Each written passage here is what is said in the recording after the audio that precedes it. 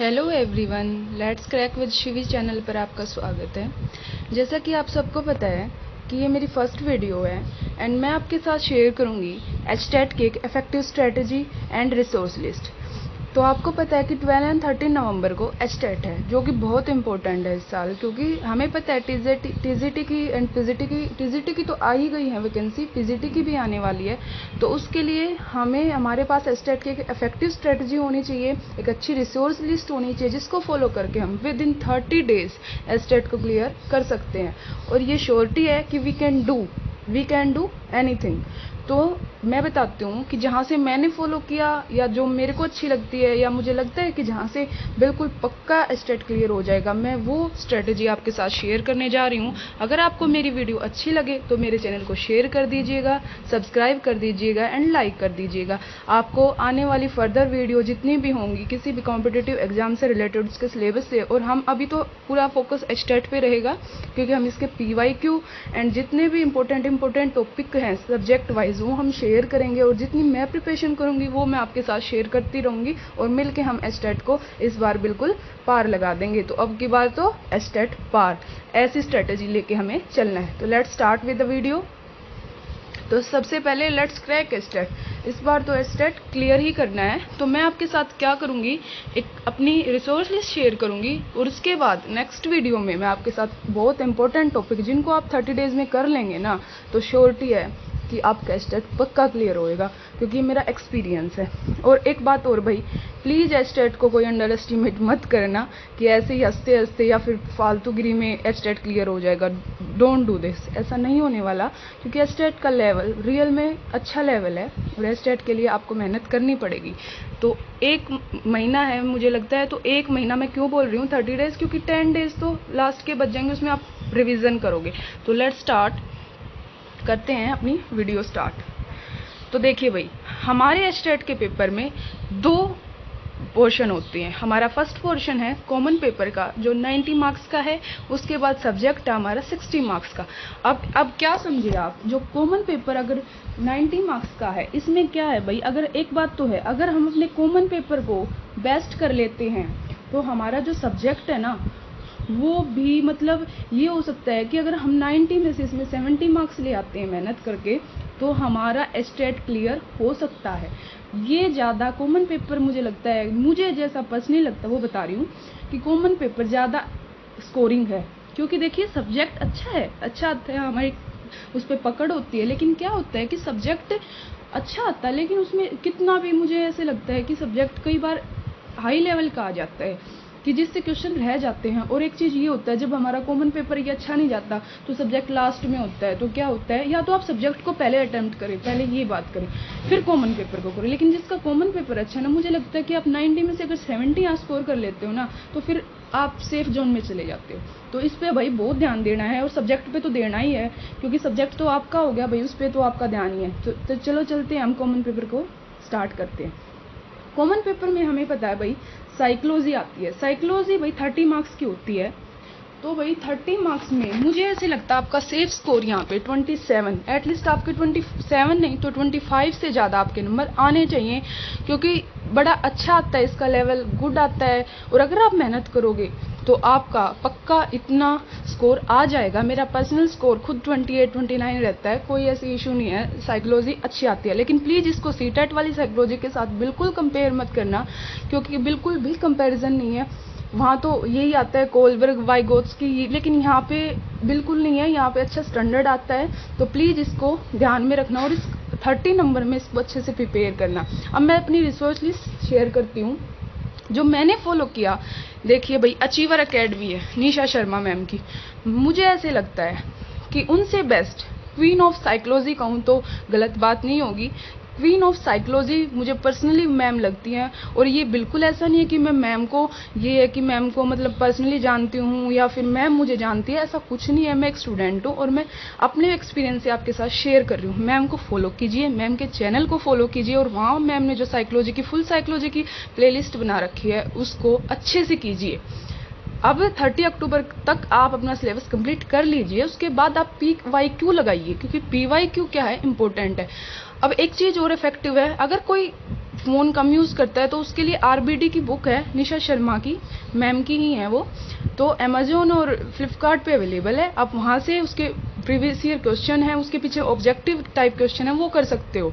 नहीं तो अगर नहीं करोगे, बुक भी लोगे, तो मैम की प्लेलिस्ट सफिशिएंट है। लेकिन अगर ये सफिशिएंट टीजीटी तक है, लेकिन मुझे लगता है पीजीटी में कुछ इंपॉर्टेंट और ज़्यादा हो जाते हैं, लेकिन फिर भी 30 डेज़ के लिए तो एटलीस्ट कंप्लीट है, क्योंकि आप कितना ही कर लोगे, अब 30 डेज ही बचे हैं। तो मुझे लगता है मैम को फॉलो कीजिए आप, अगर आपको सिलेक्शन लेना है तो, इस बार क्वालिफाई करना है तो पक्का। और मैम एक टेस्ट सीरीज चलाती है भाई, जो कि भाई रोज चलाती है मैम, डेली मतलब चैप्टर वाइज करती है, उसको फॉलो कीजिए। और जब मैम पेपर नज़दीक आएगा, मैम मैराथन लेंगी, तो मैम के मैराथन को भी फॉलो कीजिए। तो मुझे लगता है अगर आप मैम को फॉलो करोगे तो फॉर श्योर है आपके इतने मार्क्स हो जाएंगे और आप सेफ जोन में चले जाएंगे। अब आगे चलते हैं भाई, हम हिंदी की बात करें तो भाई देखिए, एस्टेट में जो हिंदी है ना, रियल में एक अच्छे लेवल पे आती है। मैं नहीं बोलूँगी कि बहुत ज़्यादा टफ आती है, बहुत ज़्यादा इजी आती है, नो, अच्छा लेवल होता है, स्टैंडर्ड की आती है। तो इन्होंने कुछ हिंदी का लेवल एक्स्ट्रा ही बढ़ा रखा है स्टेट में, जबकि ऐसी होनी नहीं चाहिए, लेकिन भाई अच्छी आती है, क्योंकि स्टेटमेंट में क्वेश्चन आने लगे। तो हिंदी को बिल्कुल अंडर एस्टिमेट ना करें, बिल्कुल भी ना करें, क्योंकि 15 मार्क्स बहुत मायने रखते हैं भैया। अगर आप इसमें 10 मार्क्स ले लेते हो, 10 नहीं तो कोई 8 भी ले लेता है ना भाई, वो भी अच्छा है। तो मैम की प्लेलिस्ट फॉलो कीजिए, इसका और कोई मुझे ऑप्शन नहीं लगता। निशा मैम से बेस्ट है स्टेट की हिंदी एंड साइकोलॉजी, तो प्लीज़ आप उनको फॉलो कीजिए, कोई अच्छी नहीं करा सकता। और बाकी आप PYQ कर सकते हो, उससे आप आइडिया लगा लेंगे कि कैसे क्वेश्चन आते हैं। तो हिंदी को बिल्कुल अंडर एस्टिमेट मत करना, जो जिनको ऐसे लगता है कि हाँ हाँ खेल खेल में हिंदी हो जाएगी, हमें तो हिंदी भी कोई पढ़ने की चीज़ है, नो भाई, एस्टेट में ऐसा बिल्कुल नहीं है। हिंदी एक अच्छे लेवल पर आती है, अच्छा लेवल है हिंदी का, तो हिंदी को कीजिए। और मैम की मैराथन एंड PYQ जरूर कीजिए, ये मेरी सजेशन है आपको। चलो अब आगे चलते हैं, बात करते हैं हम इंग्लिश की। भाई जब इंग्लिश की बात करें तो इंग्लिश क्या है, इंग्लिश मतलब मुझे जहाँ तक लगता है जिसने अच्छे से ग्रामर की है, मतलब जिसको ठीक ठाक है, वो इंग्लिश निकाल लेगा। जनरल साइंस लगती है मुझे ज़्यादा, क्योंकि क्या क्या होता है कि जैसे कि 4 ऑप्शन होते हैं, उसमें हम ना ऐसे ही पढ़ के ही बता सकते हैं कि हाँ ये शूट कर रहा है सेंटेंस, ये यहाँ प्रीपोजिशन शूट कर रही है या मोडल शूट कर रहा है, इस तरीके से आ सकते हैं। लेकिन जिसकी बिल्कुल ही वीक है, मतलब जो मतलब ठीक है, जिसको करनी पड़ेगी, वीक नहीं कहूँगी, लेकिन जिसको ऐसा लगता है कि हाँ करनी पड़ेगी, तो प्लीज़ पैरामाउंट की जो इंग्लिश की बुक आती है नीतू मैम की, उसको लगा लेना, उसकी क्वेश्चन कर लेना पीछे से। तो कुछ इसके इंपॉर्टेंट टॉपिक है भाई, CDP हिंदी सबके इंपॉर्टेंट है, वो मैं आपको नेक्स्ट वीडियो में शेयर करूंगी, आप प्लीज़ उनको फॉलो करना, देख लेना। अगर आप उनको भी कर लोगे ना तो आपका स्टेट निकल जाएगा, तो मैं शेयर करूंगी अपनी नेक्स्ट वीडियो में। और मैम निशा मैम प्लेलिस्ट है, एक इडियम्स फ्रेज कराती है, वहाँ से भी एक आधा क्वेश्चन आता है, प्रेपोजिशन है भाई, वहाँ से भी आता है। और PYQ देख लेना एक बार, इसके PYQ जरूर देख लेना, इसमें आप कर सकते हो 8 स्कोर। मुझे लगता है मेरा तो 15 में से 12 भी आ जाता है, 13 भी आ जाता है, और मेरा क्या बहुत बच्चों का आ जाता है, तो आपका भी आ जाएगा, कोई ऐसी बड़ी बात नहीं है। तो आप इंग्लिश को, मतलब मेरा ये है, बिल्कुल ज़्यादा फोकस मत करना, अंडर एस्टिमेट भी मत करना, लेकिन इतना भी फोकस मत करना कि आप और सब्जेक्ट से अपना ध्यान हटा दो। CDP और हिंदी पे फोकस करना है आपको। अब चलते हैं नेक्स्ट बात करें हम मैथ की, तो मैथ भाई 10 मार्क्स में आता है। अब जिसका मैथ ठीक है ना भाई, मतलब ठीक है इन द सेंस, जिसका थोड़ा बहुत भी मैथ ठीक है, अब कोई मेरे जैसा है, जैसे कि जिसके पास बायो थी, जिससे मैथ को थोड़ा अजीब लगता है, जिसको डर सा लगता है, तो वो भाई करे। और 10 में से एटलीस्ट आप 6-7 तो ले ही ले, ज़्यादा ले तो आप बहुत अच्छी बात है। तो राकेश सर हैं, जो कि निशा मैम के चैनल पर ही हैं, उनकी प्लेलिस्ट है, उनकी मैराथन है, उनकी मैराथन ही देख लेना, आपको उन्हीं से अंदाजा हो जाएगा। और एक बात और भाई, मैथ में रिपीटेड आते हैं क्वेश्चन, रिपीटेड में ये नहीं बोलूँगी कि बिल्कुल जैसे कि बिल्कुल ऐसे के वैसे उठ के आते, नहीं, जो उसका टाइप होता है ना, जैसे कि उसी से रिलेटेड कुछ ही टॉपिक है, 4-5 उन्हीं से रिलेटेड क्वेश्चन आ रहे हैं मैथ में, ऐसा कोई हवा नहीं है मैथ का। और PYQ देख लोगे तो सबसे बेस्ट है, क्योंकि PYQ लगा लेना। और मैं एक बात और बोलूँगी भाई, PYQ आफ्टर एग्जाम लगाना। कब लगाना? आफ्टर एग्जाम लगा, मतलब आप सॉरी भाई, आफ्टर एग्जाम नहीं, आफ्टर 30 अक्टूबर लगाना, ठीक है। उसके बाद क्या होगा, 10 दिन सिर्फ PYQ लगाना, तो आप देखना कि अच्छा हो जाएगा आपका। ये मेरी स्ट्रेटेजी है भाई। अब रीजनिंग की बात करें भाई, रीजनिंग बिल्कुल नॉर्मल आती है, और ये स्कोरिंग है भाई, इसको एक 10 में से आपको लगा लो 8-9 तो लेके आना है, क्योंकि ये अच्छी आती है भाई, इसमें कुछ भी नहीं है। जिसने भी एग्जाम की तैयारी की है वो आराम से नंबर ले लेगा भाई। इसमें कोई ऐसा नहीं है कि नहीं ले सकते। इसके PYQ देख लेना, बिल्कुल देख लेना, ये तो स्टार इंपॉर्टेंट है, क्योंकि PYQ जब आप कर लोगे ना तो आपको ये हो जाएगा कि क्या होगा, इसमें वर्ड रिलेशन आता है भाई, कोडिंग डिकोडिंग रैंकिंग अच्छा आता है, नॉर्मल आता है, आप कर सकते हो, लॉजिकल सेंस लगा के, अपनी कॉमन सेंस लगा के क्वेश्चन कर सकते हो, इसमें भी आप अच्छा स्कोर कर लेते हो। अब बात करते हैं भाई हरियाणा जीके की। तो हरियाणा जीके की अगर मैं बात करूं, प्रदीप सर की जीके है भाई, उनकी प्लेलिस्ट पड़ी है, वो कर लेना। और मेरी एक बुक, मैं आपको एक बुक सजेस्ट करूंगी, आपकी मर्जी अगर कोई लेना चाहे तो, जो कि है अरिहंत की बुक है, नो योर स्टेट हरियाणा। उसमें क्या है भाई, इसके जो पीछे क्वेश्चन दिए हुए हैं ना ऑब्जेक्टिव टाइप, वो मुझे ठीक लगते हैं। वहां से मैंने जब पढ़ा है तो मैंने तैयारी की है, तो मैंने देखा कि वहीं से उठ के आए हैं क्वेश्चन हरियाणा जी मतलब स्टेट में पक्का। तो मुझे तो वो बुक अच्छी लगती है, बाकी आप देख लेना। मुझे तो पर्सनली, जैसे मैंने तैयारी की, मैंने उसको पढ़ा है, तो मुझे वो क्वेश्चन लगते हैं स्टेट में ऐसे के ऐसे आए हैं। और स्टेट में हरियाणा जी के आ जाती है भाई, कहीं से भाई इतनी भी टफ नहीं आती, बट आ जाती है, आपको करनी पड़ेगी भाई। ज्यादा भी इस पे फोकस, ये नहीं पागल ही हो जाओ इसके पीछे। हरियाणा जी के 10 ही नंबर में आ रही है तो कोई बड़ी इशू नहीं है। आप 2-3 टॉपिक हैं इसके, मैं वो इंपॉर्टेंट बता दूंगी, वहां से 4-5 क्वेश्चन आपके निकल जाएंगे। और एक करंट अफेयर भाई, करंट अफेयर को बिल्कुल अंडर एस्टिमेट मत करना। मैम मैराथन लेंगी या मैं भी कोई आपके साथ शेयर कर दूंगी करंट अफेयर, वही करंट अफेयर क्या है, उसी में से 2 करंट अफेयर तो आपको मिलेंगे जरूर, क्योंकि अब आपको पता है कॉमनवेल्थ हुए हैं और भी चैंपियनशिप हुए हैं, या और भी कुछ भी, जैसे कि हम कॉमनवेल्थ से तो जरूर क्वेश्चन आएगा भाई, फॉर श्योर मुझे लगता है जहां तक, क्योंकि हर बार आता है। तो प्लीज करंट अफेयर तो जरूर करना, इसको स्टार मार्क कर लेना, 2-3 नंबर आपके ये फंस जाएंगे वहीं से, कोई इशू नहीं है इसमें, करंट अफेयर को कर लेना। और जिक्के है प्रदीप सर की, उन्होंने भी अच्छा कराया भाई, उनको आप फॉलो कर सकते हो अगर टाइम कम है तो। कम है क्या, टाइम तो कम ही है, 30 ही दिन है भाई।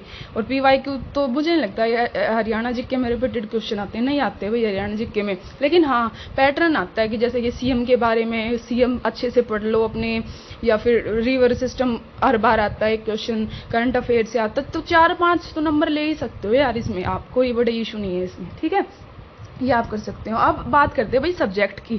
तो भाई सब्जेक्ट तो 60 मार्क्स में आता है, तो अब एक मैं ये नहीं बोलूंगी कि आप वहां से करो वहां से, आप अपने सब्जेक्ट के मास्टर हो, आपको सब पता है कि हमें सब्जेक्ट कहाँ से करना है। लेकिन एक बात बता दूं कि इसको कोई ये हो कि नहीं मेरे को तो मेरा सब्जेक्ट तो बड़ा अच्छा है और मैं तो कर ही लूंगी, हाँ हो सकता है कोई भाई, कोई मैं किसी को ये नहीं बोलूंगी कि नहीं होगा, लेकिन नॉर्मल लेवल पर, एवरेज लेवल पर मैं बात करूं तो भाई सब्जेक्ट पे भी फोकस कर लेना और ज्यादा ही कर लेना भाई, क्योंकि 60 नंबर में आता है, 60 नंबर ऐसे ही नहीं होते। तो मेरा सब्जेक्ट तो पर्सनल भाई TGT में तो साइंस है। साइंस की बात करूं भाई, मुझे बायो अच्छी बायो मेरा सब्जेक्ट है, अच्छी क्या लगती है, मेरा सब्जेक्ट ही है। एंड फिजिक्स एंड केमिस्ट्री, ये तीनों आती है भाई 20-20 नंबर में। तो मैं ये कहूंगी अगर आपका सब्जेक्ट कुछ भी है, या मेरा मान लो बायो है, तो इसके साथ आप एक सब्जेक्ट प्रिपेयर कर लो। मतलब अब इतना कम टाइम है तो आप इतना तीनों तो नहीं करोगे। और फिजिक्स जिसका है भाई, वो तो भाई उसकी तो ठीक ही है, वो तो फिर फिजिक्स बायो कर ले या फिजिक्स केम कर ले, ठीक है ना। फिजिक्स मुझे अच्छी नहीं लगती भाई, यहाँ पे फिजिक्स बड़ी मुझे बेकार लगती है, क्योंकि पर्सनली फिजिक्स का बहुत हाई लेवल डाल देते हैं यार, इतने न्यूमेरिकल्स डाल देते हैं। अब नॉर्मल पढ़ते हैं, अब स्टेट का पेपर है, वो खुद मुझे ऐसा लगता है वो TGT का पेपर ऐसा बनाते हैं वो फिजिक्स और केमिस्ट्री की, जैसे पता नहीं वो उनके टीचर को भी दे देंगे ना, वो भी सोल्व नहीं कर पाएंगे। मुझे तो इतना गुस्सा आता है, TGT का पेपर वो ऐसा बनाते हैं। बट ठीक है भैया, आप बायो एंड केमिस्ट्री कर सकते हो, या फिर फिजिक्स केमिस्ट्री किसका भी कॉम्बो बना के आप 2 कर लो, क्योंकि आपके पास टाइम अब कम है, तो 2 का कॉम्बो बना लेना, ज्यादा मत पढ़ना भाई, पढ़ने मत बैठ जाना। इसके कुछ इंपॉर्टेंट टॉपिक है भाई, वो कर लेंगे। 11-12 से आता है भाई सिलेबस, ऐसा नहीं बोल सकते कि हाँ अगर TGT 6 to 10 है तो 8, 9, 10 के 10th का भी आ सकता है, लेकिन 6, 8 का तो भाई नहीं आता, क्योंकि मैंने देखा है बिल्कुल भी नहीं आता। लेकिन इस बार तो पार लगाना है भाई, इस बार तो स्टेट पार करना है, क्योंकि इस बार तो जॉब लेनी है, स्क्रीनिंग में बैठना है। तो प्लीज डू एंड डाई, इसको सीरियस भी मत लेना डू एंड डाई को, कहीं आप मतलब इसको इतना ले जाओ कि दिल पे ले जाओ, नो, आपको मेहनत करनी है, बस मेहनत करोगे तो भाई निकल जाएगा, ऐसी कोई बात नहीं है। अब नेक्स्ट चलते हैं PGT में। PGT में भाई मेरा सब्जेक्ट बायो है। तो बायो की बात करूं तो भाई बायो मुझे पता नहीं मेरा सब्जेक्ट है या क्यों है, मुझे लगता है ठीक आता है PGT का एग्जाम, इतना टफ नहीं आता। तो 11th-12th की बायो कर लेना आप, NCERT कर लेना। देखिए उसकी एक लाइन सबसे मैंने उसके एग्जाम्पल करना भाई, एग्जाम्पल मत छोड़ना, खासकर एनिमल किंगडम के जो प्लांट किंगडम है, ये पहले 2-3 चैप्टर है ना जो 11th क्लास के, इनको मत छोड़ना भाई, इसके एग्जाम्पल कर लेना, यहाँ से फंसते हैं क्वेश्चन, बिल्कुल फंसते हैं और ठीक आता है। आप अगर NCERT को अच्छे से करते हो ना तो ठीक आता है। ट्रू मैन की ऑब्जेक्टिव, जो उसके ऑब्जेक्टिव है, मेरी क्या स्ट्रेटेजी रहती है बायो में, एक चैप्टर कीजिए, उसके PYQ कीजिए, उससे क्या होगा आपका पूरा चैप्टर क्या हो जाएगा, कवर हो जाएगा। PYQ लगाइए भाई, इसके PYQ जरूर लगाइए, PYQ से आपको आइडिया मिलेगा। मैं नहीं बोलूँगी ज़्यादा रिपीटेड आते हैं, लेकिन कुछ रिपीटेड आ जाते हैं, 2-3 क्वेश्चन या 2-3 4-5 आ जाते हैं, ज़्यादा तो नहीं आते इसमें रिपीटेड क्वेश्चन। और एक ट्रू मैन के ऑब्जेक्टिव, अब इतना टाइम नहीं है कि आप नीट वाले भी करो, लेकिन नीट वाले कर लोगे ना, अगर किसी के पास टाइम है, कोई पढ़ सकता है अच्छे से, तो कर लेना भाई, हो जाएगा बिल्कुल 60 नंबर में। तो ये स्ट्रेटजी आप फॉलो कर सकते हो। ये रिसोर्स लिस्ट है, इसमें सेफ स्कोर भाई आप 40 तो लेके आओ, एवरेज से एवरेज बच्चा ले आएगा 35-40 इतना तो आ ही जाएगा, तो आपका स्टेट अब की बार पार हो जाएगा, मुझे ऐसा लगता है। तो ये मेरा पर्सनल रिसोर्स लिस्ट है। अगर आपको ये बातें अच्छी लगी, मेरी रिसोर्स लिस्ट आपको अच्छी लगी, तो प्लीज़ मेरे चैनल को लाइक कर देना, शेयर कर देना और सब्सक्राइब कर देना। और आने वाली वीडियो में मैं हर एक सब्जेक्ट के इंपॉर्टेंट टॉपिक आपके साथ शेयर करूँगी, और डेली हम PYQ शेयर कर लेंगे जो इंपॉर्टेंट लगते हैं, और जितना मेरे पास कंटेंट है वो मैं आपको प्रोवाइड करने की कोशिश करूँगी। अब सारा फोकस एस्टेट पे रहेगा। जैसे एस्टेट निकल जाता है, फिर स्क्रीनिंग, या स्क्रीनिंग नहीं होगी तो फिर हम साइंस एंड बायो को कंप्लीट करेंगे 6 to 12। ठीक है भाई, हम ये करेंगे स्टार्ट। उसके बाद यही है भाई, हम नेक्स्ट वीडियो में शेयर करेंगे। तो थैंक यू भाई आपका कीमती वक्त देने के लिए। एंड मेरी ये फर्स्ट वीडियो है, तो प्लीज़ मुझे सपोर्ट कर दीजिएगा। और thank you, like share subscribe, let's crack with Shivi. ये मेरा इंस्टाग्राम का लिंक है भाई, आप मुझे यहाँ पे जाके मुझे इंस्टाग्राम पे भी फॉलो कर सकते हो, और आपको क्या चाहिए, क्या आपकी क्वेरी है, वो मुझे आप डाल सकते हो कमेंट बॉक्स में। Thank you. एक बात और भाई, सॉरी एक बात और, ये मत सोचना मैं मैम को, निशा मैम को बार बार ये बोल रही हूँ कि मैम को फॉलो करो। देखिए मेरा ऐसा कोई पर्सनल वो नहीं है, मैंने आपको पहले भी बताया, ना मैम मेरे को जानती, ना मैं मैम को पर्सनली नहीं जानते भैया। मैं उनकी एक स्टूडेंट हूँ, मैं उनको फॉलो करती हूँ। मुझे सिर्फ आपके भले के लिए बता रही हूँ। एस्टेट रियल में वहीं करा देती है, क्वीन है वो एस्टेट की, एटलीस्ट कॉमन पेपर की तो मैं बोल सकती हूँ। तो कॉमन पेपर के लिए तो निशा मैम को फॉलो कर लीजिए, मैं आपके भले के लिए बोल रही हूँ। अगर आपको एस्टेट क्लियर करना, इधर उधर मत भटकिए, आपके लिए मैं अच्छा बिल्कुल रेलेवेंट बता रही हूँ मैं आपको, ठीक है। और पर्सनल ऐसा कुछ नहीं है मेरा कि मैं मैम को, लेकिन मैं सिर्फ आपको एक अपनी पर्सनल एक्सपीरियंस बता रही हूँ, और आप ताकि आपका भी पेपर क्लियर हो जाए, इसीलिए मैं आपको बता रही हूँ। तो ठीक है भाई, अपनी तैयारी कीजिए, best of luck and thank you.